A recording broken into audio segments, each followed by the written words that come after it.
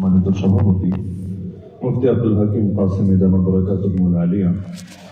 উপস্থিত আমার অত্যন্ত মহব্বত এবং শ্রদ্ধার ব্যক্তিত্ব মাদ্রাসা শ্রদ্ধেয় মুহতামি মাশায়েখুল হাদিস মুফতি আব্দুর রাজ্জাক কাসেমি দামাত বরকাতুহুল আলিয়া,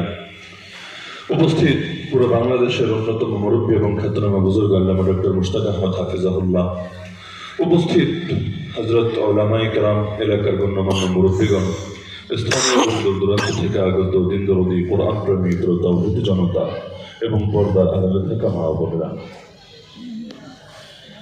ইসলামকে মাইনাস করে আমরা দুনিয়ার বুকেও যত সম্মান পেতে চেয়েছি, ইজ্জত পেতে চেয়েছি, উন্নতি লাভ করতে চেয়েছি, বাস্তবতা হলো মুসলমানরা ইসলামকে বাদ দিয়ে আখিরাত তো আখিরাত, দুনিয়ার মধ্যেও না কখনো পেরেছে উন্নত হতে,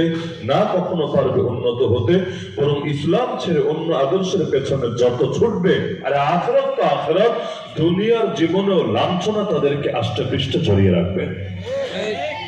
আমাদের ইজ্জতের ফয়সালাও দুনিয়ার কারো হাতে হয় না, আমাদের জিল্লতির ফয়সালাও দুনিয়ার কারো হাতে হয় না। ইজ্জতের মালিকও একজনই, জিল্লতির মালিকও একজনই। তিনি যদি ইজ্জত দেন পৃথিবীর কেউ দমিয়ে রাখতে পারে না, তিনি যদি লাঞ্ছিত করেন জগতের মধ্যে মানুষ যতই এগিয়ে যেতে চাক কখনোই এগিয়ে যেতে পারে না। আজকের দুনিয়াতে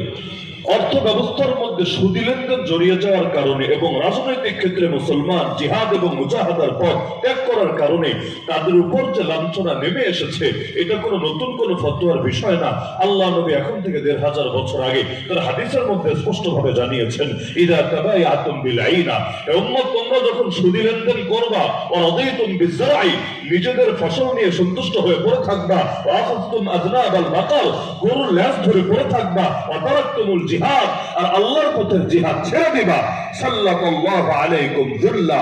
আল্লাহ নিজে তখন তোমাদের উপর লাঞ্ছনা এবং বেইজ্জতি চাপিয়ে দিবে, লা ইয়ানজিউহু, যেই লাঞ্ছনা আর কোনোদিনও উঠিয়ে নেবে না, হাত্তা তারজিউ ইলা দীনিকুম, যতদিন না আবারও দ্বীনের পথে পুরোপুরি ফিরে আসবে।